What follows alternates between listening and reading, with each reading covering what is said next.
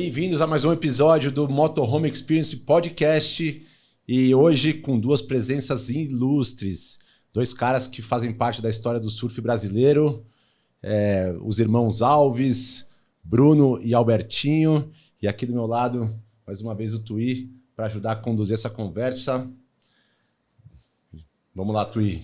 Bora, vamos lá. Hoje a gente está com duas pessoas super especiais aqui, o Bruno, que é o fundador da revista Fluir, faz parte da história, né, do surf do Brasil. O Albertinho, que é o capa da revista número 1 da Fluir, né? Além de um velho conhecido meu de bastante tempo. A gente era meu ídolo no começo, hoje é um grande amigo. Então, muito legal ter o Bruno e o Albertinho aqui. Eu queria até explicar um pouco mais o convite deles quando a gente começou a pensar no podcast do Motorhome Experience. Quando a gente começou a pensar nessa nossa nova marca, a gente pensou em trazer pessoas que têm na alma, no sangue, o tesão por viajar. E aí são dois caras que já viajaram pelo mundo todo, que tem a alma de viajantes. Então, e que por coincidência fizeram viagens na era pré-motorhome. Então, o Bruno vai contar aqui pra gente uma viagem que ele fez, não era uma Kombi, ele vai explicar exatamente. O Albertinho fez uma viagem dessas pela Barra Califórnia também. Então, eu queria começar com o Bruno, primeiro agradecendo a tua presença. E me conta, Bruno, como é que começou essa sua ideia, dessa sua viagem pelo Brasil? A palavra está contigo, cara. Fica à vontade. Obrigado pela presença. Convite. Bem-vindo. E vamos lá.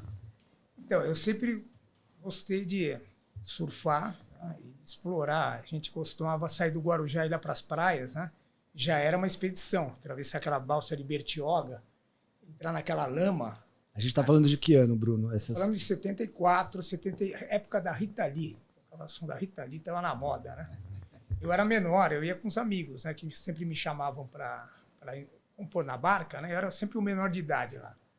E a gente ia com os amigos mais velhos, pegar aquelas praias e lama, empurrando o carro, desde Bertioga até São Sebastião, e é normal essa aventura. Isso começou a me instigar.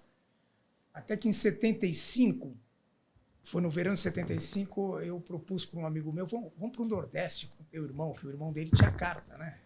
Era o Xan Andreata, que foi meu sócio na Fluir, e o Romeu Andreata também meu sócio.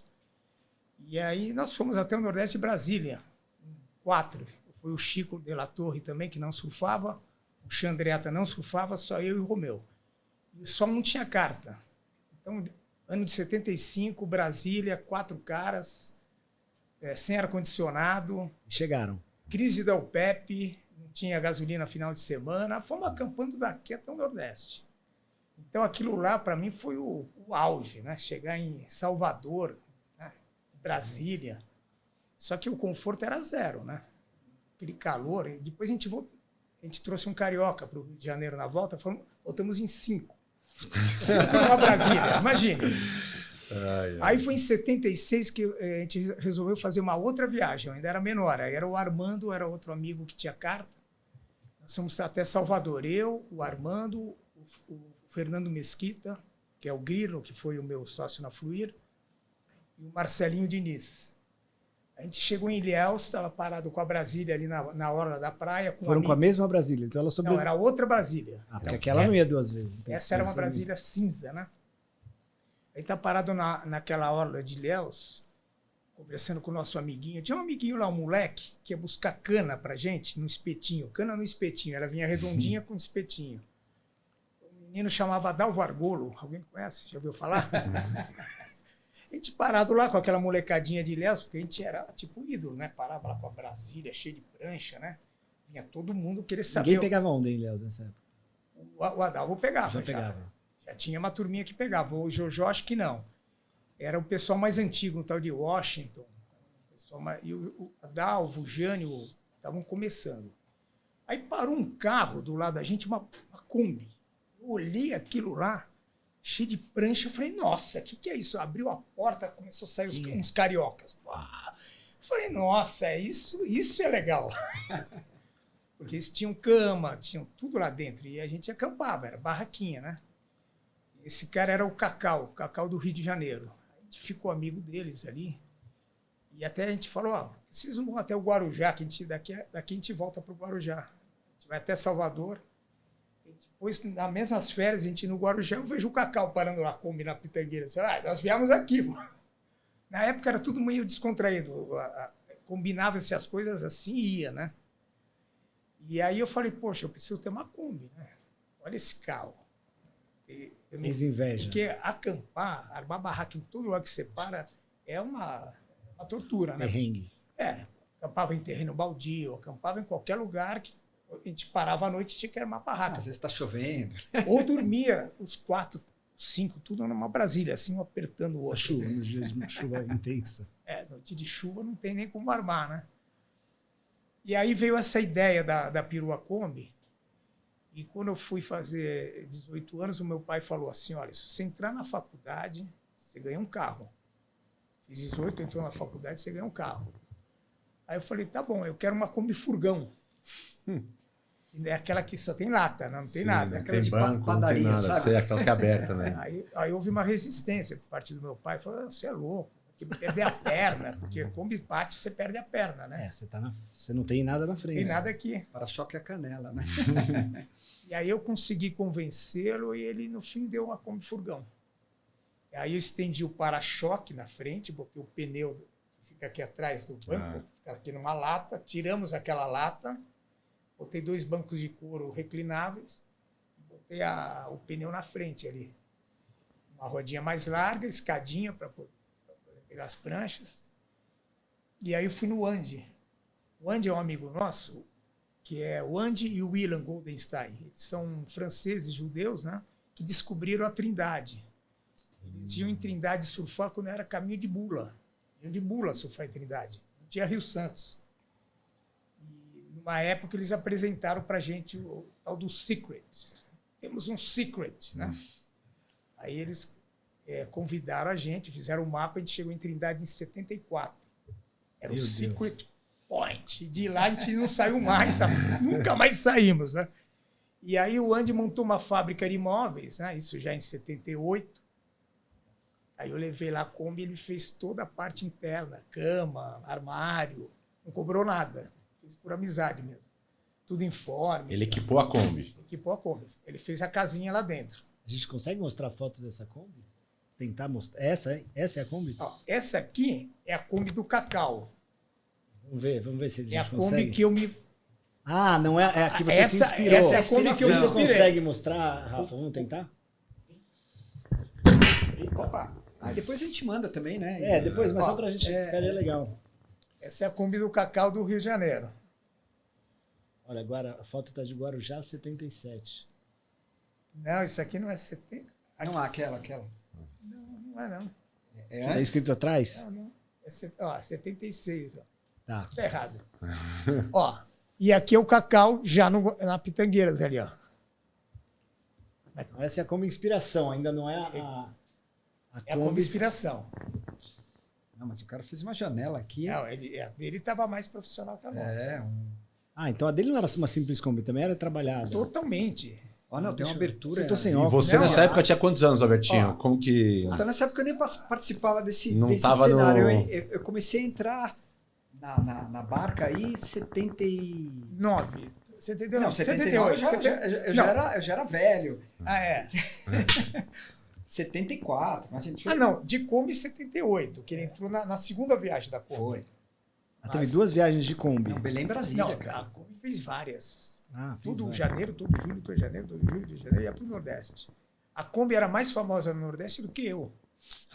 O dia que eu voltei pro Nordeste com o Corcel do Tucano, ninguém me conhecia, mas conheciam a Kombi. A Kombi eles lembravam. A Kombi Eu achei que era uma viagem que aquele cara me falou. Então são várias viagens com a mesma várias Kombi. viagens com essa Kombi. Essa primeira que eu participei, a gente foi via Belém, Brasília. Belém, Brasília? Passamos em Brasília com as pranchas. Imagina. Passamos. Eu não tinha piloto Já automático. existia a estrada Já. ali, a Belém Brasília, que Você cruzava ali de tinha, cima. Usamos a Transamazônica. Vocês não foram pro litoral, por que não? Porque a gente Porque cortou pega o Brasil onda. por dentro e Iam a voltar. ideia era descer pelo litoral. O velho mapa 4 rodas, né? Sei. Só que ali era fácil, era uma reta. Não tinha por onde errar, né? Não tinha Também por onde não errar, ia era uma acabar reta. lá, né? Começou. Eu lembro que umas retas intermináveis. Só tinha a carta do Bruno e o Fernando Mesquita. Eu e meu amigo, a gente não tinha carta, a gente era menor. Ronaldo, né? Ele cortou um toco de madeira de vassoura para pôr no acelerador e punha assim para... Que eram as retas. Piloto automático. Piloto automático. Piloto automático dos anos 70. E aí dormiam na Kombi. Dormia na Kombi. Imagina passando em Brasília com prancha, né? Os caras olhando e falando, esses caras estão completamente perdidos, né, cara? Passamos, O que eles estão fazendo aqui, pelo né? Triângulo Mineiro, depois Eram passamos viagens por de Goiás, um mês, pelo menos. Brasília, o atual Tocantins, Maranhão e chegamos lá em Belém. Belém da onda. Da Onda, fomos lá para Godoal. Salinópolis, Algodual, Salinópolis, Salinas. Farol Velho, né?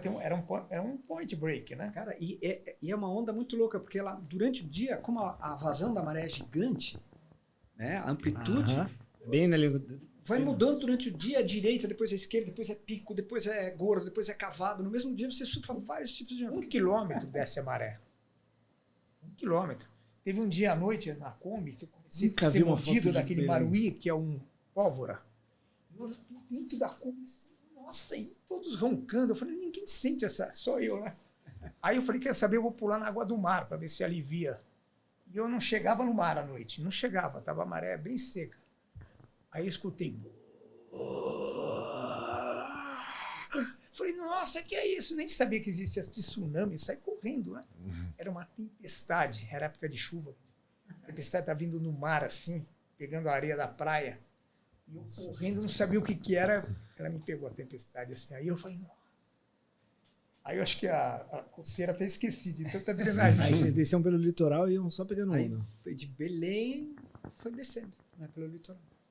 Passamos pelo Maranhão, fundi o motor no Maranhão. Em São Luís. Não em São Luís, numa estrada saindo de São Luís. O carro pifou no meio da estrada, fundiu o motor. Aí a gente conseguiu ainda andar mais 1 quilômetro com o carro, aí ele parou de vez.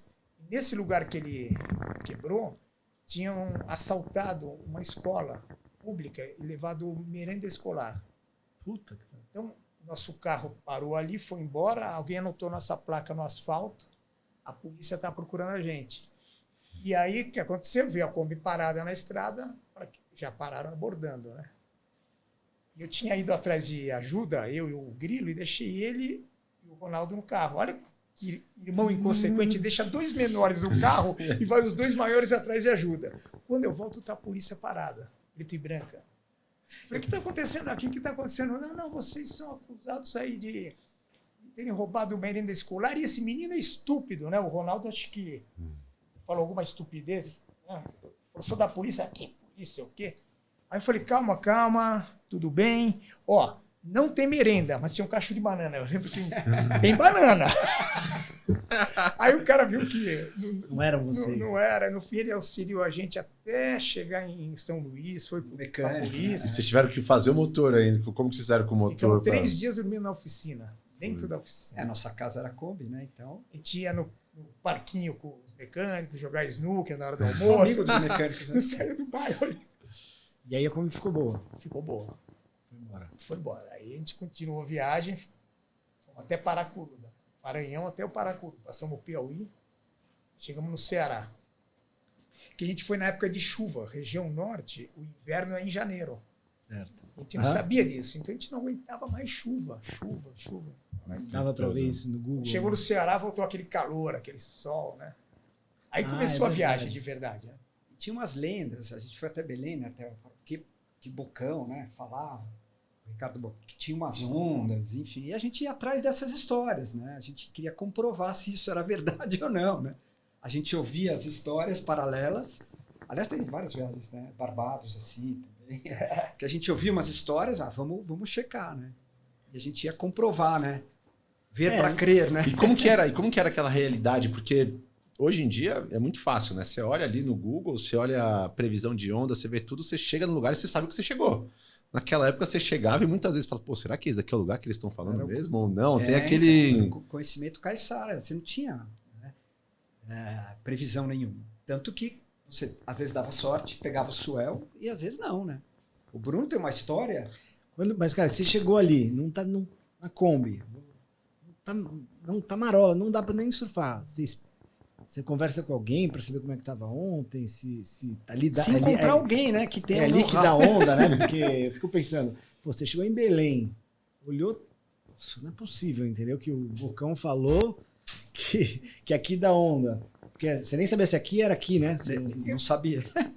Eu acho que não tinha surfista ainda. Não tinha informação, né? Uma pessoa lá de Belém pelo Facebook estava fazendo a história do surf do Pará. Então parece que ele descobriu alguém que é daquela época, dos anos 78, 79. Então talvez esteja entre os primeiros lá no Pará. Ninguém sabe. Não tinha nenhum surfista. Não tinha informação. Do Pará. Vocês pegaram onda boa. Pegamos. E onda com tamanho até. Lisa, porque era lisa. norte, porque são as ondulações. Noronha só dá onda nessa época. né? Atlântico Norte. Atlântico Norte, exato. Ceará você só pega onda nessa época, certo? Ou pega mais onda, porque são a ondulação do Atlântico Norte. É isso aí. A gente foi para Salinas, a gente pegou em Salinópolis, Farol Velho, que é um antigo farol que está na areia da praia, são ruínas, e ali é uma curva de praia, onde ela vai paralela à praia. É tipo um point break, né? Que segundo o pescador, eles chamam de bancal esse tipo de formação. Que a onda ela chega de frente na praia, mas quando dá a dobra, ela dá aquela... Ela encaixa, E tem né? foto disso? Tem. Aí esse pescador falou, Isso é a incrível. costa do Pará é cheio de bancais. Eu falei, então deve ter muitos outros points. A gente acabou não tendo tempo para explorar, porque não tem nem estrada para chegar, né? Nessas curvas de praia, nessas entrâncias. Lembra o Algodoal, a ilha que a gente foi? Lembro. Era uma ilha, a gente foi de barquinho.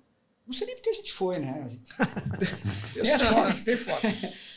E a onda, por causa da maré, quando a maré estava cheia, você vinha surfando e ela entrava dentro do mangue, cara. Né? Com árvores, assim. Você via surfando e entrava meio do garapé, assim, sabe? Caraca. Era quase uma pororoquinha, Uma né? pororoca. E aí depois fizeram isso e daí vieram descendo o litoral. Todo o litoral, até São Paulo. E no ano anterior, um ano antes, foi a estreia da Kombi, eu fui até o Ceará. A estreia dela, direto Ceará, pela costa, né? E fomos até o Ceará e voltamos pela mesma costa. Bom batismo. Aí em julho, teve a segunda viagem, você já estava. Fomos até o Francês, encontramos o Tucano, estava lá com a Toyota do André. Né? Aí, em janeiro do outro ano, 79, que a gente foi até Belém. Julho, de novo, Ceará. Não, Itacaré. Itacaré. Itacaré. E nessa viagem, fomos lá para o Pará, na volta a gente entrou em Itacaré, de Kombi. Entramos lá naquela estrada que vai de Ubaitaba até Itacaré, 100 km de lama. Era final de viagem, a gente já voltando, cansado. A gente falou, vamos entrar nesse Itacaré. Que eu tentei entrar em Itacaré em 76 com a Brasília. Só que a gente atolou e não conseguiu chegar. Eu falei, aqui deve ter onda nesse lugar. Tudo era mapa. A gente olhava o mapa, vamos seguir isso aqui até essa praia. Vamos até essa aqui, tal de O mapa era o guia 4 rodas, né? Era o guia 4 rodas. A referência, né? Com isso a gente chegou em Praia da Pipa, sem surfista, sem luz. Tinha lá Felipe Dantas, né? Tá lá. Bahia Formosa, Praia do Francês, Itacaré, inúmeras praias aí Morro de São Paulo. Tudo a gente foi explorando pelo o mapa 4 rodas. Você ia pra um lugar que nem tinha onda, você achava que tinha, nem tinha, mas você Ah, viu. tinha uns que não tinha e a gente forçava a onda, a barra, caía no mar. Desse tamanho a onda, mas a gente caía, para dizer que caiu. Mas Pelo menos desbravou, tem né? as exceções, que aliás não eram nem exceções, era até com uma certa frequência, como esse Itacaré. Que a gente chegou, uma época de Tinha altas chuva, ondas. o Rio das Contas, que passa em Itacaré, marrom, o mar marrom, era um mar de chocolate. Cara, um mar, eu fico até arrepiado, é inacreditável, cara. Os picos, a gente chegou na praia assim, lembra? Tanto que a gente saiu todo mundo correndo, pegou as pranchas e deixou a Kombi inteira aberta, Tiririca. cara. A gente não conseguia tirar a prancha do rec, porque a gente ficava se abraçando. Não é possível! Ficava um abraçando o outro. Não, não eu é tenho possível. foto, eu tenho foto. Lindo, cara. Só- Baforados. Peguei tanto tubo aquele dia, você também. Ninguém uns 2, 3 dias depois que apareceu o Ronaldo Fadu, que é um local dali, né? Que apareceu. Ele vendia artesanato ali na praia na outra praia, né? Que, Hoje é um cara que vai lá, é a lenda de Itacaré, o cara mais antigo, tipo um guru. Mas ele estava ali também que nem a gente, chegando ali, né? Fazendo artesanato, vendendo ele e a mulher dele. E aí, sem crowd, cara. Isso que a gente fez, ia entrar o carnaval, fomos até Ilhéus buscar os nossos amigos baianos que não conheciam o Pico. É mesmo, Não ali conheceu do lado, Itacaré? A gente buscou o Adalvo, buscou o Jânio, vamos pra lá, buscamos e lama. Aí a gente passou um carnaval com eles lá. A Kombi ia de lado, assim, cara, na estrada. A gente atrás, pendurado para fazer assim, o peso. Fazer o peso pra ter tração, Hoje em né? dia ainda parece que tá indo pra Lua. Eu fui de Itacaré pra Barra Grande, parece que tá na Lua, cheio de... Demorei, eu levei minha mãe, faz uns 4, 5 anos, levei, sei lá, 20 quilômetros, 3 horas. De Itacaré, não tava de né? Kombi, né? Não tava de Kombi. E quanto tempo duravam essas viagens? Essas expedições, na verdade, Um mês né? e meio, mais ou menos. Era aquelas férias da faculdade, De verão, né? Sim. Que começava depois do Natal e ia até março. Porque a faculdade começava em março naquela época. Hoje é mais antecipado, né? Hoje depende. Mas eu me lembro, era férias de verão, né, que a gente chamava. Eram as férias maiores, né? Era Geralmente estendida. 2 meses, a ponto de você perder uns 4, 5, 6 quilos, voltar magro pra caramba, cabeludo, queimado, esturricado o cabelo, né? E como que surgiu a revista Fluir? Como que foi a ideia? De onde surgiu isso? Isso é pré-fluir, né? Tudo isso que Isso a é gente bem tá falando. pré-fluir. Agora é interessante, só para finalizar a Kombi, que a Kombi ela foi... Depois foi para o Sul, Cardoso. Né? Fomos também numa Semana Santa, acho que 78, para o Cardoso. Eu lembro que o Madureira falou, saiu um som novo aí. Botou aquele TDK, aquela fitinha, né? Andava com 10 fitinhas, caixinhas, né? 1 mês e meio, 2 subindo uma vez nas Só fitas, rodando, né? só rodando. Já decorava. Isso é um som aí da Dire Streets. É legal, é legal.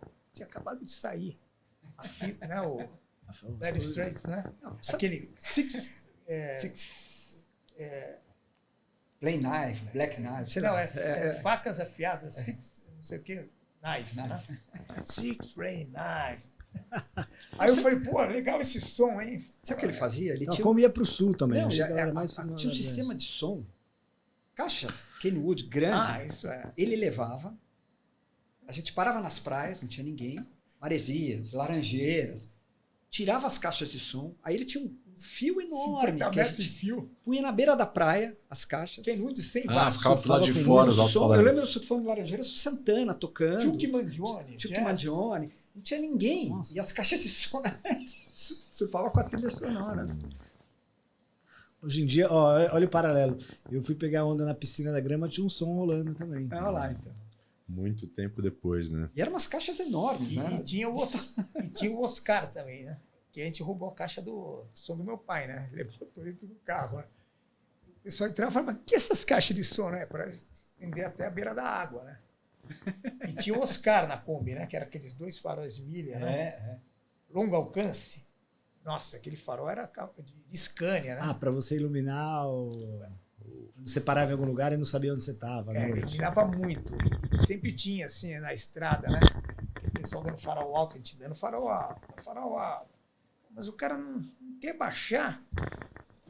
Vamos ligar o Oscar? Liga o Oscar. Puf! Você via tudo. Via até a alma do sujeito. E aí, vocês, até para finalizar Finalizar não, né? A gente vai voltar no assunto da Sim. Kombi, eu acho que vai voltar Mas o acho que a tempo galera quer saber dessa história da Fluir. e todo mundo... É uma coisa de interesse comum, né? Então, Bruno, como que foi a ideia? Como surgiu a Fluir? Como que... De onde veio isso? Então, a ideia partiu do Romeu Andreatta. Que eu estudava economia junto com o Romeu, e estava no último ano. E aquele último ano era derradeiro. A gente ia ter que entrar no mercado de trabalho. Economista, né? A gente ia botar terno, gravata. Aí no fundo da classe, tinha acabado de voltar da África do Sul de uma viagem. O Romeu acho que tinha ido para o Havaí. E aí ele, no fundo da classe, perguntou: ô Bruno, vamos abrir uma revista de surf? Vamos montar uma revista? Aí eu falei, isso é a chance, né, de mudar o rumo da minha vida, né? porque eu não estava muito animado em botar terno. Eu acho que eu fiz economia por fazer, porque não era que eu gosto de economia, né? Até hoje eu não gosto. E aí começou ali. A semente foi ali no fundo daquela classe da FMU, na Santo Amaro, na Afonso Brás. Aí começamos a fazer as reuniões, dando sequência. No planejamento. Planejamento dentro da própria faculdade. Ali. Era no intervalo que vinham as pessoas que começaram a se envolver. Aí o Romeu sugeriu o Claudiones, Cláudio Martins de Andrade, que ele era o melhor vendedor naquela época do primeira mão. Então era um cara que vendia qualquer coisa, né?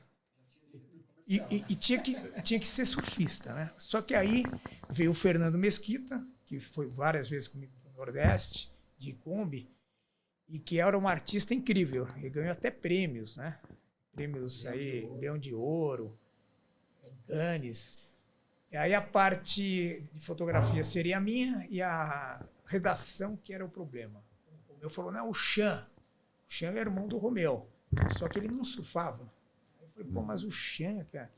Não, o Chan é um crânio. E era verdade, o Chan era muito inteligente, fazia história na USP, fez engenharia, e sempre conviveu com surfista. Não é que ele não pegava onda, mas ele conhecia. Entendi. Foi ele que foi dirigindo aquela Brasília em 75, aguentando 2 moleques. Entra nessa praia, vai naquela praia. O cara tinha essência. Ele tinha muito atrito nessa viagem. Ele falou, esses moleques só pensam em surf, Chicão. Se não tem onda, ficam com a cara fechada. Né? Então ele aceitou o desafio e aí começou a história da Fluir. Foi início de 83. Que não tinha ideia de como fazer uma revista, zero. Se falasse para mim que você pegava as fotos, colava no papel, tirava xerox, era isso aí. Eu não tinha noção nenhuma. O que eu tinha era um acervo de fotografia meu e do Alberto, de uma década, fotos amadoras, né? De viagens. Inclusive essa da África do Sul já estava um padrão melhor, já estava com uma lente melhor, já tinha um... E aí, qual foi a primeira... A gente foi atrás de uma editora para aprender, saber mais ou menos o que era. Tinha em grupo, né? E a primeira editora que a gente foi era uma editora de Mulher Pelada. Edição de revista de Mulher Pelada. Não, vocês não devem fazer isso, vocês não vão ganhar dinheiro. É um esporte muito segmentado. Se querem ganhar dinheiro, faz revista de Mulher Pelada, revista de sacanagem, revista de sacanagem. Aí vocês ganham dinheiro, isso aí não vai ganhar dinheiro. Meu pai, não, isso aí não dá dinheiro. Aí fomos na casa do pai do Gustavo Corte, um surfista lá de Ubatuba, que ele era deputado. Não monte isso, não faça isso, o Brasil vai entrar numa guerra civil. Era só coisas desse tipo. Putz, e agora? Vamos. Até que a gente foi na editora fazer a revista Motocross. Era o Fábio Bueno, surfista lá de Santos, e o J. Santana, falecido, né? Eles que ensinaram todo o processo, desde a concepção de um boneco para vender o anúncio até a saída da gráfica. Era um trabalho, cara. Então foi um trabalho que Einstein, não sei se é o Einstein que falava 5% é suor, 5% é inspiração, 95% é transpiração. Então foi um trabalho árduo até a gente conseguir vender aquela revista. O nome Fluir é seu, né? Sim. Sua criação. O nome Fluir Eu estava falando com uma namorada sobre um livro que o Tucano gostava, que ele mandou ler, Rajnish, Semente de Mostarda, né? Oxo. Aí falava de fluir para o além, aquelas coisas todas. Aí minha namorada, Fluir, esse é o bom nome para a revista. Eu falei, Fluir, você acha? Eu acho bom. Porque o nome que o Romeu tinha dado era Buena Vida. Era uma surf shop que tinha lá em Porto Rico. Ia falir, a revista Buena Vida. Aí eu cheguei pro Romeu, pro Cláudio, pro Xen, pro Grilão, falei, e aí, Fluir. Gostei. É esse o nome? É. Só que ninguém mais gostou. Meu pai não gostou, ninguém gostou. Todo mundo que perguntava, o que é isso? Que nome esquisito. Mas já não tinha gostado da ideia também, né? Não gostado do nome até esse... Não, ninguém gostava da ideia e nem gostava do nome. Ou seja, tinha um maral aí, né? Um vento contra, né? Sim, um vento contra. E aí foi Fluir, o Grilo fez aquele boneco. Graças aos empresários de São Paulo, a Fluir saiu. E Primo, Amor Maia era do Sul, mas tinha o Sidão. O pessoal aqui de São Paulo apoiou Gostou. a ideia da revista porque precisava de uma revista paulista. A Já gente existia Brasil Surfer? já tinha terminado. Ela fechou nos anos 70. Visual não era dessa? Era visual. Ah, já era visual. Que era uma revista editorialmente 99% carioca. Né? Você olhava o editorial das fotos, não tinha quase São Paulo. Então, tinha necessidade de ter uma revista paulista. Então, foi isso que a gente teve o apoio da comunidade aí da Surfwear. E saiu a primeira capa. A capa, o Alberto. O arquivo, basicamente, eram as nossas fotos. Né? O Cação Alberto Não Sodré. é nepotismo não, hein? Era o que tinha, né? Eu vou ter que revelar que tinha foto minha surfando na número 1. Botei lá desconhecido. SNI. É Surfista verdade. não identificado. É verdade, agora eu lembrei. Ficou para Regular Foot. Vocês É viraram- verdade. Agora você sabe do que eu estou falando. Agora eu lembrei disso. Pra disfarçar mais, né? Pra disfarçar. Ia ser chato. O editor bota um montão de foto dele surfando ali dentro. Né? E teve alguma coisa do Klaus Mitteldorf, que era meu amigo, ele cedeu algumas fotos, e o Alberto Sodré, que era o fotógrafo mais experiente, que já passou desde a primeira a fazer parte do time. Só que ele já não pôde começar a fotografar logo, porque no dia da festa ele caiu de moto e quebrou a perna. Aí ele ficou de molho já há uns 6 meses aí. Né? O acervo que a gente usou para a primeira edição foi da África do Sul. Foi a viagem que a gente tinha feito em janeiro. Pegou um carro, um Golf, dirigiu toda a costa do Índico, fomos até o Atlântico, Inlands Bay, Lambers Bay. Namíbia ali. Encontrar nenhum tubarão. Não tinha nessa época. Né? Não tinha. Pelo menos que vocês viram, não, né? Tinha um pico que nós caímos. Tem a cicatriz até hoje desse pico aqui. Farm Point. Farm Point. Que era um istmo assim para fora, que tinha ao lado uma baía que para uma direita, para dentro onde estacionava uma o laje. carro. Você olhava de lado, a direita vindo. Isso já perde Cape Town. Lá para Namíbia, pro lado lá. E não tinha o nome Farm Point, a gente que deu, porque eram só fazendas, a gente não sabia o nome do lugar. E a gente apelidou de Farm Point. Tem fotos também, viu? Tinha uma configuração, lembrava um pouco Ubituba, né? Você tem a ilha, você vê a onda de lado. E recentemente eu estive na África do Sul para fazer... Fui entrevistado naquele... Documentário do Picuruta. Aí o Ernest, que era o videomaker que esteve com a gente, eu falei dessa onda, né? Ele falou, meu, você é crazy, you're crazy. Ali é terra de tubarão branco. Aquele local que a gente caiu, ali é forrado de vocês estavam lá faz tanto tempo que já... Acho que eles não tinham chegado. Eu não tinha chegado. Olhou e falou, não, essas carnes brasileiras aí não... Então, esse material serviu para ilustrar a primeira matéria internacional. Também, né? E Nordeste. Aí já era um acervo de várias imagens, de vários tempos. Várias vezes que vocês já tinham ido. A grande vantagem, eu acho, da gente é que a gente sempre quis registrar as viagens. Então a gente sempre fotografou. A gente curtia a fotografia. Vocês eram fotógrafos? Não profissional. Mas curtiam, tinha equipamento. Não, a fotografia sempre fez parte da nossa alma, né? Então a gente sempre levava equipamento, revezava a máquina. Então a gente foi fazendo um acervo, né? Desde o começo das primeiras viagens. Isso é legal, que você tem a memória, né? Viva. A gente selecionou as melhores, né? O Montauri colaborou com uma foto de Arrisca Tudo, lembra? Na primeira tem Arrisca Tudo. E a gente fez Nordeste. Matéria do Nordeste, assim. Simples, né? E África do Sul. Não tinha nem... E aí estourou de vender isso, Bruno? Vendeu tudo. Não, eram 15 mil exemplares. Vendeu 3. 12 mil voltou. Um bom começo, né? Como geralmente acontece. É um começo para incentivar, né? Vamos lá, vamos em frente. Esse refluxo de revistas foi o que caiu o chão do escritório. Pesou tanto, né? Que desabou. Casa caiu. La Maison tombée. Era uma casinha lá em Moema, na Rua do Chanés. Era em palafita, chão de madeira. Onde era a loja depois da... Tinha uma surf shop ali. Era perto da Nativa. Perto da Rua da Nativas. Não era a mesma casa? Não era. Era uma casa bem mais... Nativas é muito antiga, né? E qual que era a expectativa de vocês para vender nessa primeira edição? A gente imaginava que ia vender pelo menos umas 5 mil, né? 6 mil. fizemos todo tipo de marketing na época. Ia casa noturna, com cartaz, colava. Era assim, né?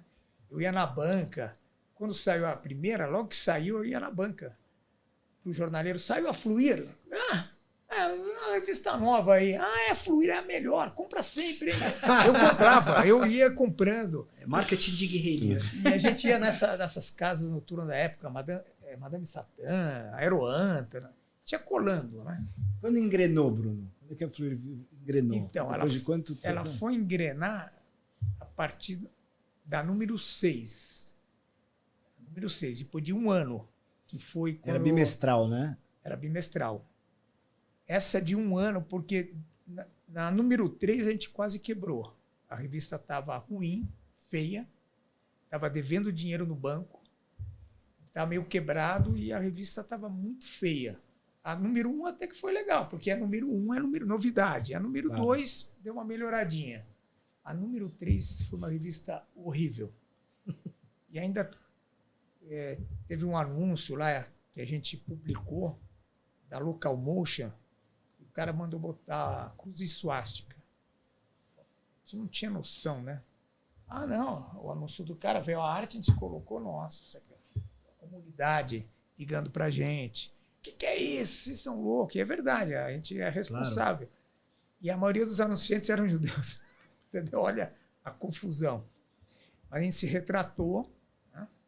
E a número 4 deu uma melhorada, a número 5, a 6 que foi que deu trampolim. Você lembra qual era? Porque foi a revista que eu fui com Picuruta para a África do Sul. Então foi assim... Gaston 500? Gaston 500. Que ele fez aquele tubo lá, completo. E teve também o Campeonato Brasileiro na época. Acho que o Tail ganhou. O Cação estava cobrindo o Campeonato Brasileiro aqui em Tamambuca e eu lá na África com o Picuruta. E eu trouxe a entrevista com Martin Potter, entrevista com Tom Caron, fiz uma matéria do Top 16, os 16 melhores surfistas do mundo, e a matéria do Picuruta no Gaston 500 no Renault Pro. Então foi uma revista que mudou. Ela foi mais grossa, tinha mais anunciantes. Vocês imprimiram quantas revistas? A gente foi muito atacado na época pela concorrente Visual Esportiva. Eu falo isso só porque acharam engraçado, né? Saiu no editorial, revista de paulista que baba ovo de gringo, um negócio assim, né? Pô, o surf brasileiro estava crescendo, estava lá no embrião ainda, né? A gente tinha que mostrar quem é Tom Carroll, quem é Tom Curren, quem é Martin Potter, né? Cara, eu esperava sair a Fluir, eu ia na banca todos os dias. Eu comecei a pegar um de 85. Então eu acho que eu peguei a Fluir, eu tinha todas, mas a partir da talvez 10 ou 12, que eu acho que deve ter sido mais ou menos como ele era bimestral, eu tava fazendo essa conta, por isso que eu te perguntei. Mas eu era aquele cara que esperava, tinha uma banca na esquina de casa, eu ia, putz, então eu me lembro assim, a minha memória das Fluirs é muito, tipo, era o que eu esperava, entendeu? Eu gostava muito, assim, era acho que aí a Fluir, a minha geração, talvez, desse pessoal... A partir de 85, porque aí a revista decolou, realmente. Decolou, foi a partir dessa sexta que decolou. E qual que era a tiragem nessa sexta? Era 15 mil ainda ou já era mais do que isso? Era mais. Eu não lembro, não sei. Ela chegou a quase 100 mil. Chegou a quase 100 mil. No auge. Boa, hein? E eu lembro que quando a gente chegou no aeroporto, estava eu, Picuruta, o Romeu, o Cláudio, o Chan, o Grilo. Todo o nosso dinheiro está nessa viagem. Ou você traz uma bela matéria ou a gente vai se ferrar. Pressão, né? Eu não tinha nem lente. Olha a loucura. Uma lente objetiva. Eu tinha uma lente que ele me emprestou, que era uma pequenininha, né? Eu falei, não, tranquilo. Chega lá na África do Sul, eu compro a lente. Você acha que a África do Sul tem lente para vender? Tem em Nova York. Aí nós fizemos um voo para Johannesburg, porque lá eu achava que ia ter lente. Não fui direto para Durban. O Picuruta foi junto. Descemos lá no centro da cidade. Eu falei, vou comprar lente. Olha a falta de noção. Aí entrei numa loja. Eu falei, tem uma lente 600 milímetros? O cara... Espera, wait. Ele foi, subiu lá no alçapão, trouxe uma caixa de couro, soprando. Ele falou, tem isso aqui, esse negócio aqui. Né? Aí eu abri, era uma lente 600 milímetros dividida em duas partes. Né? Aí eu emendei uma Toquina, né? Toquina. Emendei uma com a outra. Ele falou, é a única que a gente tem. Aí tá parado esse negócio, não vende. Aí eu botei na minha máquina, olhei na rua. Falei, nossa, olha como aproxima. Eu falei, quanto é? Coisa de $600. Eu falei, tá aqui, compramos. Eu falei, já tem uma lente. Olha o risco. Porque a gente não sabia eu não sabia que lente que era, como era a ótica. Fui descobrir depois que a Tokina é a segunda linha da Nikon. A ótica é boa, só que quando tem por causa de algum defeito no cristal, eles fazem a segunda linha.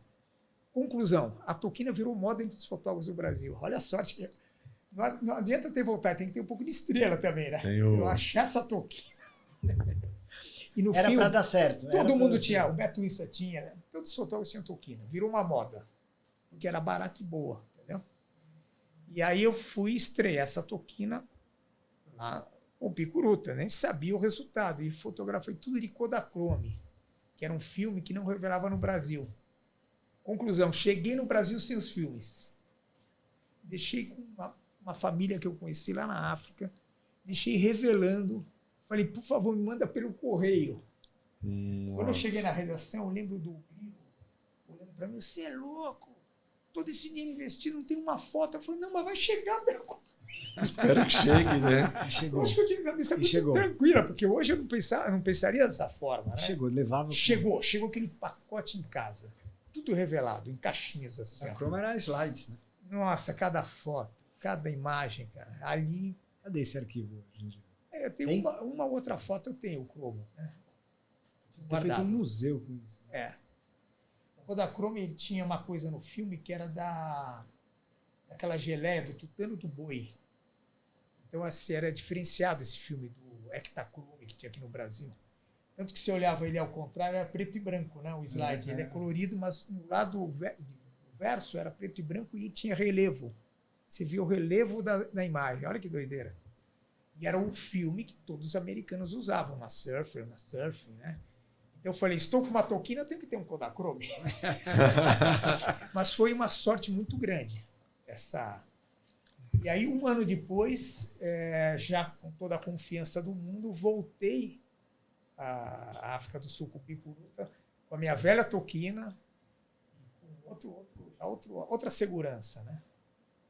Mas ali era uma questão de vida ou morte. Se eu falhasse... All in, ganhamos então. Uma coisa interessante, eu não falava bem inglês. Até hoje não falo bem. Mas naquela época era yes, no, né? Eu falava yes, no e o Picuruta nada, zero.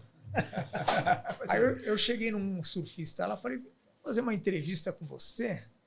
Ele olhou, ele falou, qual é a revista? Eu falei, Fluir. Ele, I don't know, não conhece. Fluir, não conheço. Aí eu falei, mas vamos fazer a entrevista? Ele falou, ok. Number one. What's your name? Aí, Martin Potter. Martin. Your age? Ele falou, tinha 20 e pouquinhos anos lá. Aí ele falou, aqui, me dá esse papel, me dá esse caderno, me dá a caneta. Deixa comigo, eu escrevo a minha história. Tá brincando. Aí ficou ele, o Vincent Klein e o Martin Potter escrevendo toda a entrevista, eu assim esperando. Ele falou, tá aqui minha história, pode levar para a redação. Melhor que encomenda, né? Aí eu falei, trouxe a entrevista com o Martin Potter escrito por ele. A gente devia ter guardado esse papel. Perderam na redação. Não, mas tem a matéria na revista. A matéria tem. Né? Aí quando Não saiu... tem isso digital hoje em dia ainda não, né? Eu estou com um projeto com o Dragão, porque o acervo todo está com o Dragão, né, com o Reinaldo Andrade. Eu estou montando um projeto de revitalização desse acervo. Imagina que... Via lei, digitalização de tudo. Essas matérias, hoje em dia, né? Quem é que vai com... Tudo isso é muito rico, né? Seria incrível. E o Picuruta foi uma figura, né? Lembra que a gente chegou no primeiro restaurante em Durban, que a gente chegou de Johannesburgo com a lente, já tinha lente, 1.000 quilômetros, acho que é uns 1.800. Chegamos de noite, vamos comer em algum lugar. Entrei num restaurante, tinha uma mulher bonitona. Ela começou a falar comigo. O que ela está falando comigo, né? Eu falei para ela, I want it! Eu quero comer! Ok. Um ano depois já estava eu, Picuruta, ele já era conhecido no todo meio como Alex Salazar, eu como fotógrafo da Fluir já estava entrevistando o Marco Euquilupo. Então, quando a gente vai na luta e enfrenta, você cresce, né? Porque vocês abriram as portas. eu fiquei com medo. Imagine, você não tem dinheiro, todo mundo falando, a responsabilidade é tua. Você está lá no meio daquele mundo do surf, aqueles gringos, você não conhece ninguém. Tem que entrevistar, tem que escrever, tem que fotografar. Conquistou tudo isso, né? Aí, no segundo ano, eu já estava... Agora... Por cima. Aí já vi os caras falar comigo, né? Ei, Bruno, então quer aí, Bruno. Ei, Alex! E o Picuruta ficou em nono nessa primeira fase, esse primeiro ano, na perna sul-africana, que é 3 etapas, né? Uhum. Em nono. O cara que chegou com uma prancha Almir Salazar, não desprezando a prancha do Almir, mas, pô, o equipamento dos caras era muito melhor, né? O cara desconhecido do Brasil. Talento puro, né? Talento puro. Né? Talento, a essência do puro, talento. Puro. Né? Ele perdeu do Tom Carroll no Gaston por 3-2 em quinto. O Tom Carroll, depois do campeonato, foi lá no hotel. Falou, esse cara tem que morar na Austrália. Esse cara é um talento. Ele era muito acima. Ele era acima. Ele era. Muito, né? Quando você via ele na água, você fala, ele tem o nível dos gringos. Hoje está diferente, os gringos têm o nível dos brasileiros, né? Invertemos o jogo. Invertemos o jogo. Mas ele tinha o nível dos gringos. O estilo, a força das manobras. Aí ele comprou a prancha do Tom Curry, uma All-American. Aí o surf dele fez... Eu lembro que ele comprou essa prancha, eu estava fotografando o campeonato, eu vejo um cara com uma prancha branca descendo lá no meio da praia, eu falei, nossa, esse cara...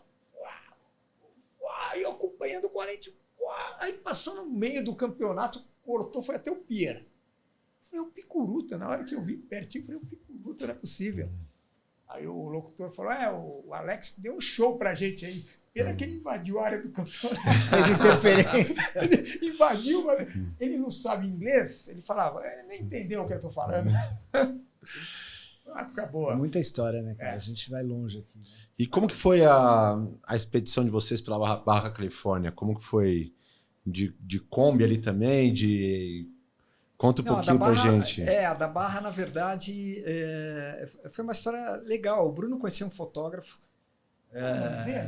o Gene Harris. Jim Harris, veterano de guerra do Vietnã. Só para eu me contextualizar, para eu me perder. Essa da Barra Califórnia, em tempo e espaço, foi em qual ano? 87. Já bastante. 86 e 87, Uma década depois, né? Não, mas já tinha. A Fluir já estava. Já a Fluir estava no auge. É verdade, eu fui para o México com o Davizinho, o Bilo, né? E conheci o Jim Harris, que estava acampado em cima de uma laje. Esse Jim Harris é um cara legend. Ele, o Andrew Summers, o primeiro Andrew Summers, ele aparece surfando a La Moana. E depois, anos depois, Hollywood fez um filme, que é The Big Wednesday, que é a história de uma turma que morava na Califórnia, e eles marcaram, vocês sabem que existe a velha lenda de que em 10 anos entra um super swell e tal, né? E eles, tipo o livro do Fernando Sabino, Encontro Marcado, eles marcaram um encontro nesse swell 10 anos depois. Nesse interim veio a guerra do Vietnã, 2 deles foram para a guerra, um deles morreu, inclusive, e o Jim foi para a guerra, para o Vietnã, voltou e Hollywood fez a história, né, que é o filme The Big Wednesday. Quem não assistiu, assista aqui, é muito legal. E o Bruno conheceu esse cara no México. E falou, olha, a gente queria fazer essa expedição da Barra com o Edinho, né, com o Edinho Leite, a gente estava esquematizando e tal. E o Bruno passou o telefone desse cara, eu fiz o contato, ele falou, eu vou com vocês. E eu tenho um carro, um motorhome, que era uma F1000 com camper, encaixado ali na caçamba, né? E a gente chegou, tinha um fotógrafo mexicano, né, o Jerry Galindo, que foi junto. E a gente fez essa expedição com a F1000 pela Barra toda. Vocês saíram da onde? A gente saiu de San Diego, né, e fomos até Porto Escondido. Porra, então foram toda a 1000 Barra. quilômetros. A Barra inteira, não, mais. Pô, bem mais. Atravessando. Enfim, teve coisas fantásticas nessa... Por exemplo, praias que a gente não conseguiu chegar, porque a Barra é toda deserta. Imagina, naquele tempo não tinha GPS. Tem muito lugar que hoje em dia é nada. difícil de chegar, que você não imagina. Então a gente 20 via anos uns atrás. picos, por exemplo, uma ponta com as direitas, e a gente tentava acessar esse pico e não chegava. Descia, o carro era um Bigfooter, tinha uns pneus enormes assim, e a gente saía, quando via, a direita estava aqui. Aí descia, a direita estava lá. E, cara, e não chegava. Aí chegava em lugar que tinha um penhasco, não dava. Enfim, aí foi sem nome, a gente não sabia o nome dos picos, né? Tinha um mapa que a gente ia. Na verdade, a gente queria chegar em Scorpion Bay, né? Que é E conseguiram nas Sisters ali, nas... A gente chegou, mas não tinha onda em Scorpion Bay, mas a gente pegou outros picos. Scorpion Bay. Saiu na Surf nos anos 70. Mark Warren. Mark Warren. Lembra disso? Na verdade, toda essa história, essas referências, né? É Surfer. Era Surfer. dos gringos e fazendo uma homenagem ao Tito Rosenberg, que é um cara que a gente sempre se espelhou, que é o brasileiro que fez as primeiras viagens para Namíbia, que saiu na Surfer e tal. Wayne Lynch, eram os caras que a gente se espelhava, né? Peter McCabe, descobrir os lugares novos, né? Então, Muito desbravadores. eram os desbravadores e a gente queria seguir essa linha, a gente queria... Não que vocês não sejam, né? Não. Mas eles estavam antes. Mas sempre você tem uma referência. A referência Claro. eram esses caras. E a ideia da gente era chegar nos lugares onde que ninguém tinha fotografado para fazer a primeira matéria de uma onda nova, né? Essa foi sempre o grande...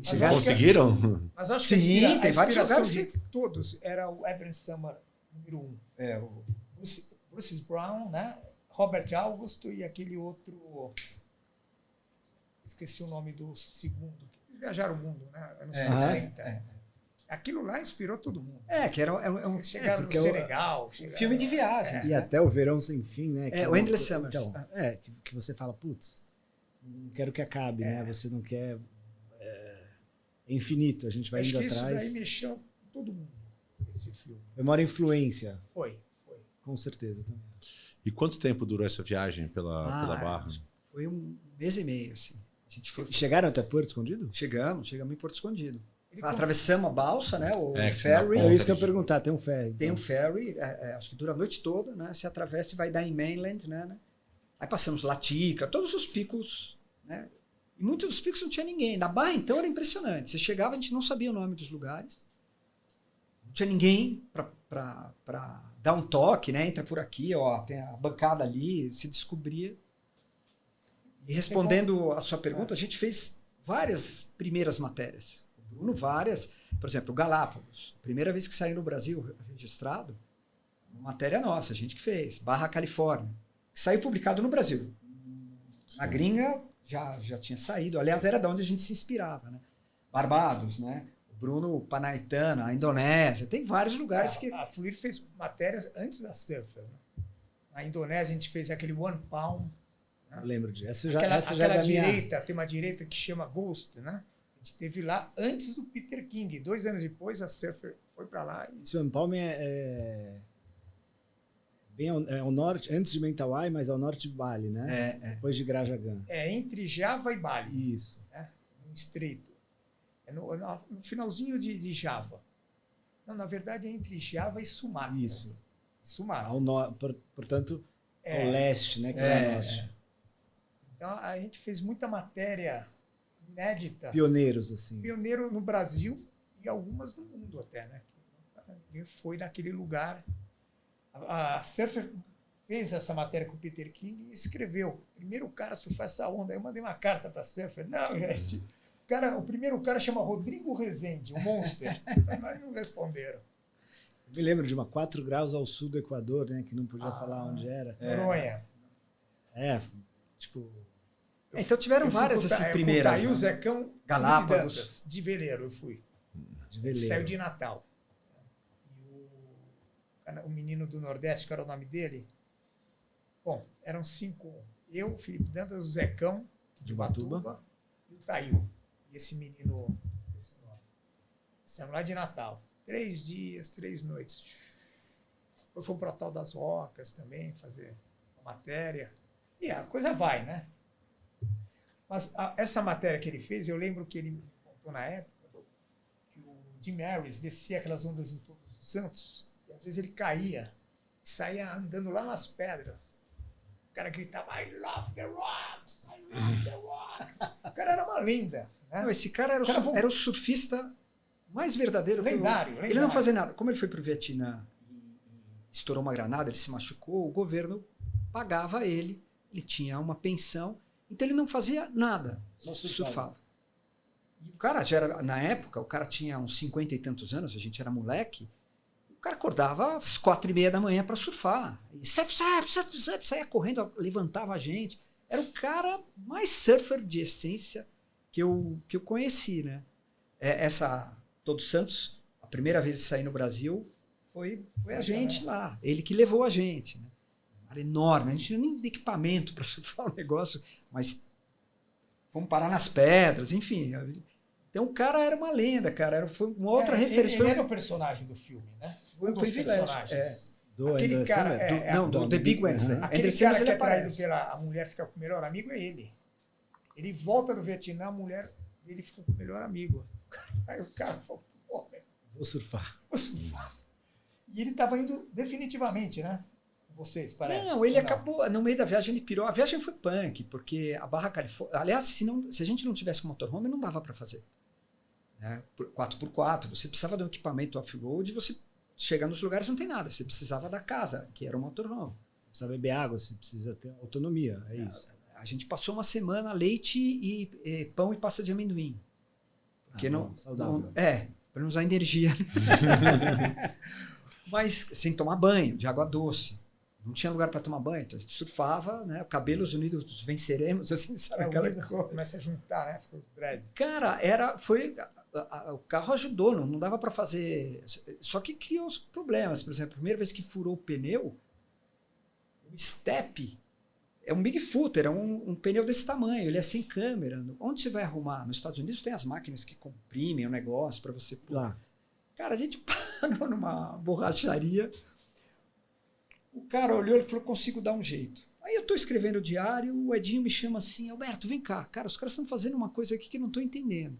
Tinha um cara fazendo uma tocha, um outro com uma madeira, colocando o pneu e a roda e o pneu, com gasolina, colocou dentro do pneu, molhou o pneu, eles fizeram um caminho de rato, vieram com... E a gente olhava, o Jim, que era o dono do carro, o Jim Harris, ele... Olhando assim, ele olhava para mim e falava, o que esses caras estão fazendo, né? Sabe, explodiu o pneu assim. Aí o cara botou fogo, foi chegou no pneu e explodiu, cara. Buf! O pneu voou, furou o teto, era de amianto, furou, cara. E você tem, porque você estoura, porque você faz o vácuo, o pneu ele enche, e você tem alguns segundos para pegar o pneu e botar o ar. Aí ele fecha. Então... O pneu voou, voltou, fez outro furo. Foram 2 furos, um de ida, um de volta. Caiu, os mexicanos atrás do agarra, está vivo! Com um negócio para poder pôr o ar, porque senão em 15 segundos não dava. Aí conseguiram, caiu em cima do compressor, o compressor caiu no chão. Cara, foi uma epopeia. Aí chegou o dono da borracharia dando bronca, tapa na orelha do cara. Aí eu falei, mas que... Aí ele falou, pô, os caras erraram a dose da gasolina de novo. Tá vendo ali? Foi semana passada. Aí eu comecei a olhar o teto cheio de furo, cara. Boa técnica, né? Aí o Jim falando assim, pô... Até sacanagem, né? Preconceituoso. O gringo falando assim, pô... A gente nos Estados Unidos manda satélite pra atmosfera. É aqui os caras manjam pneu, né, cara? Sacanagem. Mas, assim... E tudo isso gera história, né, cara? Foi aventura muito legal, cara. E já no México tinha mais infraestrutura, em Mainland. Aí já tinha os hotéisinhos e tal. E chegou lá Enfim, no México, o Jim conheceu uma menina de 16 anos e casou com a menina, cara. Chegou, se apaixonou. Então a menina era menor, cara.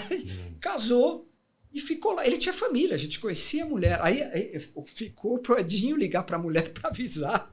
O Edinho... Ele falou, olha, eu preciso te avisar que ele tá aqui. Mas era uma outra mulher? Ele pediu, por favor, liga. Não, era uma outra mulher. Ele tinha filho. Ele tinha casado outra vez? Casou, o cara deu uma... bom, Vietnã, né? O cara... Meu Deus. Depois a gente foi embora, né? A gente, enfim, voltou e eu não sei mais se ele ficou. Eu soube depois que ele voltou pra Califórnia, voltou pra mulher. A primeira, né? Mulher. Mas, enfim... São as aventuras, né, cara? Agora, a gente falando aqui, eu estava lembrando motorhome raiz, né? Saía ali da balsa de Bertioga com a Kombi, né? tinha coisas, malas, ia caindo tudo dentro do carro, né? De pegar aquelas retas ali de São Lourenço, Bertioga, Itaguaré, todas aquelas retas, era lama, uma lama pura. Né? E pela praia, né? Já era Rio Santos. Quando a maré estava muito alta, eu ia pela estrada. Nossa, aquilo era um sonho de Kombi, de lado. Eu gostava de pegar... Eu tinha prática com a Kombi de pegar rali mesmo. E você ia de lado. Aí tinha que botar pau porque a lama era grossa e senão você ficava, né? Aí você já via outro carro lá vindo de lado e era assim, aí passava um buzinando pro outro. Porque se parasse, ficava. Então você tinha que ir no embalo e nem sempre conseguia manter reto a Kombi. E a Kombi, ela balançava muito, né? Então isso aí é um motorhome raiz mesmo, né? Mas uma vez eu parei dentro de um rio, parou a Kombi, sozinho. Parou, morreu dentro do rio, em Itaguaré, não, Boracéia. Aí tinha um bolo de cara lá pescando, correndo, falou, vai afundar, põe primeira e vai na ignição. Aí eu botei primeira, só fui nessa ignição até sair do rio. Aí joguei na parte seca. Aí limpamos o carburador, entrava água, né? Fizemos uma limpeza e ela voltou. Senão eu ia ficar. Essa manha, né, de botar a primeira e ir na ignição. Muito know-how, isso é muito know-how. Mas a Kombi, assim, onde chegava, era conhecida. Eu saía lá do Guarujá, parava na turma de Bertioga, que era o Klaus, tinha turma, os locais de Bertioga. Olha o Bruno da Kombi, Aí já passava lá em Maresias, Camburi, era o Claudiones, o Calcinha, toda aquela turma, o Cabral. Aí ia até Ubatuba, já conhecia a turma de lá também. Eu dormia muito na Praia Grande ou na Praia Vermelha, mas o destino sempre era a Trindade. Então a Kombi... Mas as melhores ondas eram na Praia Grande, eu aposto. Praia Grande e Ubatuba, nossa, eu dormia muito ali, pegar aquele baguari de manhã. Normal fazer miojulame ali na Praia Grande, né? Abrir as portas, né? Visão para o mar da cama, né? Era isso que era o bom. Né? O home, ele te... Eu ganhei, eu tive sorte, né? Os caras me levaram. E ele sempre ia junto. Eu era molequinho. Qual a diferença de idade? 5 anos. Era mascote. E eu sabia que não podia reclamar. Eu tô com fome, dor de cabeça. E eu ficava... Claro que não. Quietinho, né? Porque eu não queria... Eu lembro, louça. Antes da Kombi, o nosso irmão mais velho tinha uma Brasília. Eu cabia no motor ali. Eu ia dormindo no motor lá atrás, ali, né? Na tampa. E, pô, eles me levavam, né, cara? Isso... E legal dos meus pais de deixarem também, né? Então eu tive essa sorte, assim. Mas aí tá na alma de vocês, né? Quanto a gente vai ter de história aqui, né? Isso é... A gente hoje, que não é mais o motorhome raiz, né? Mas eu tenho um monte de clientes que a gente atende e os caras fazem algumas perguntas assim que...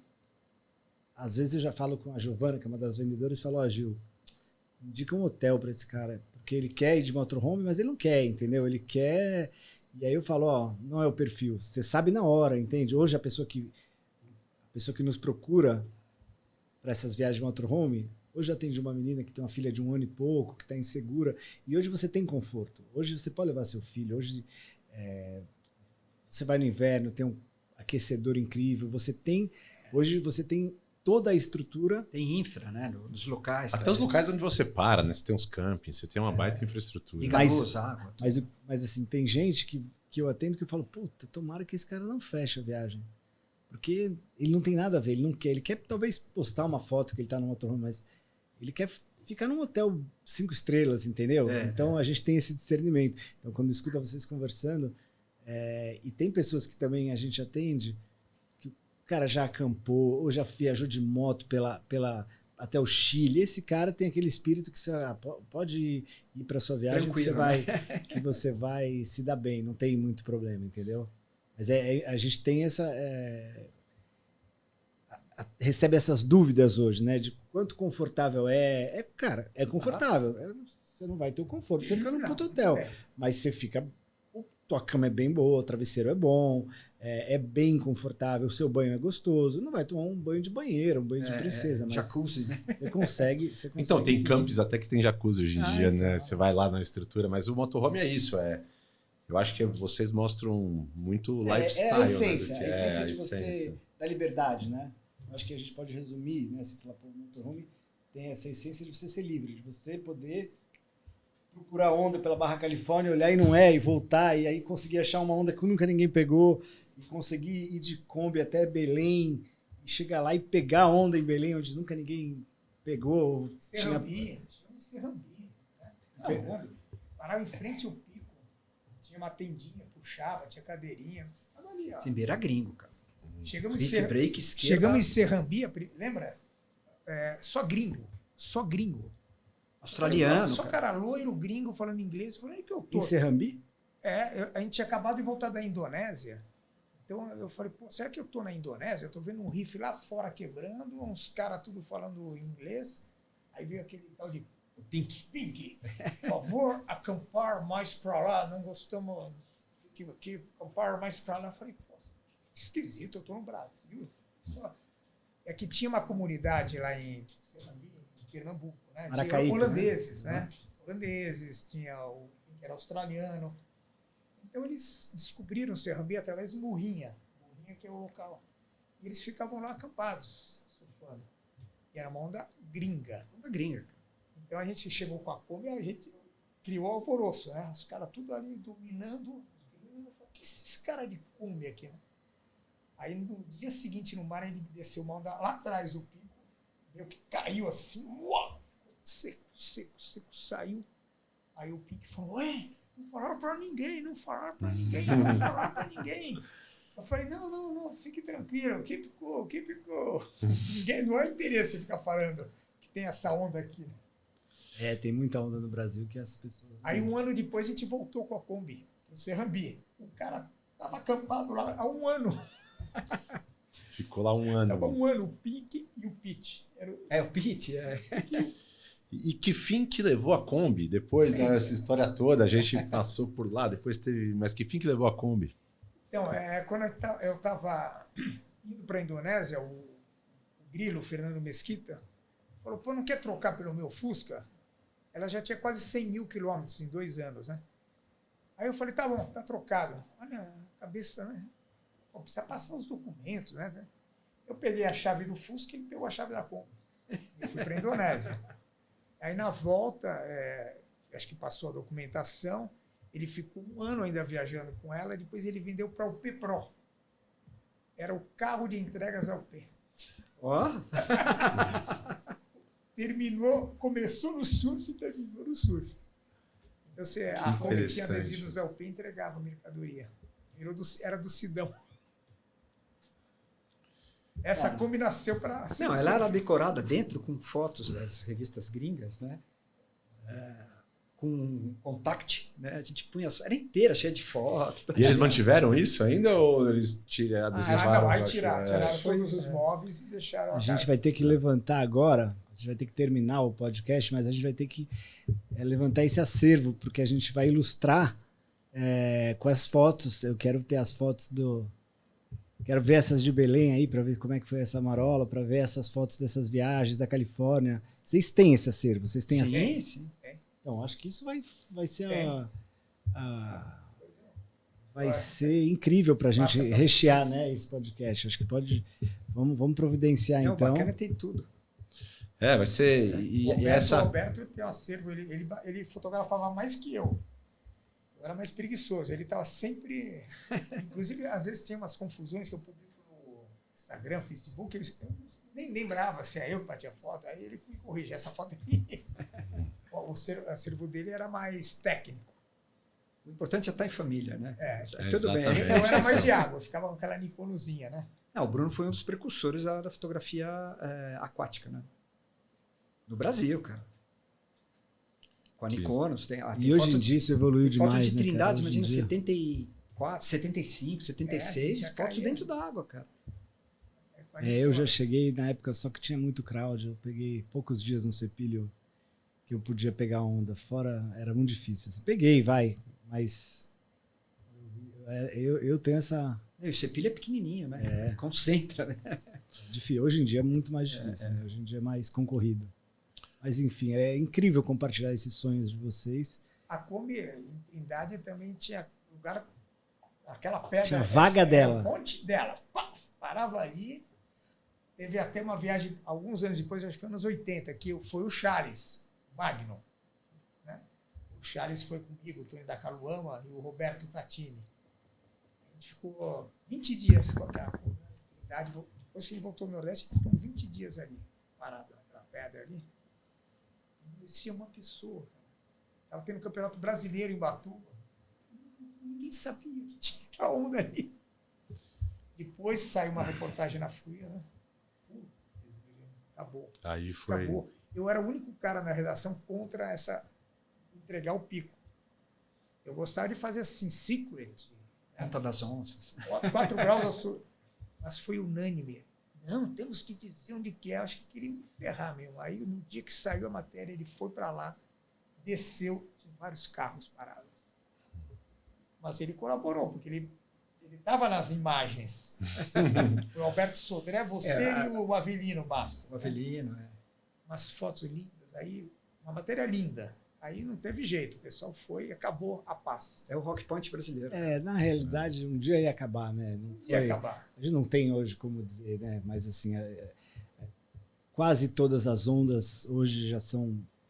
Hoje em dia ainda, né? Você já consegue... É difícil, cara...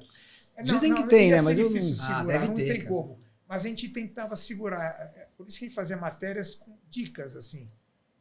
4 graus ao sul do Equador. Viagem a Ixtlan, que é um livro do Carlos Castanheda, quando fomos para o México. T-Land, Ilha da Trindade. Ilha da Trindade. E tinha mais. Atol das Ocas também não entregamos.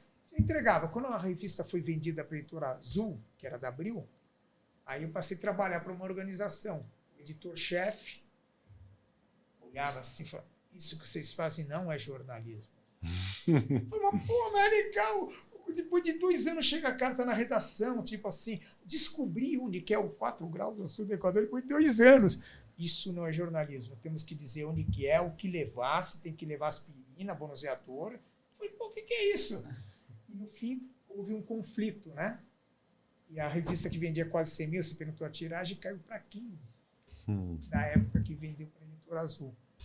Porque o jornalismo profissional tirou a magia. Tirou a alma. Tirou a magia. Tirou a... Até que eles entenderam que tinha que voltar a ter surfistas na redação. Aí veio o Adrian Cogin, eles trouxeram o Felipe Sobaran. Mas até entender isso, a tiragem, a venda foi caindo. E é na veia, né? Quando traz os caras de volta, voltou. Voltou. Incrível isso. Praia, né? Eu ficava pé da vida, cara. Eu chegava lá e o Picuruta. E aí? Contigo do surf. Saco, Picuruta.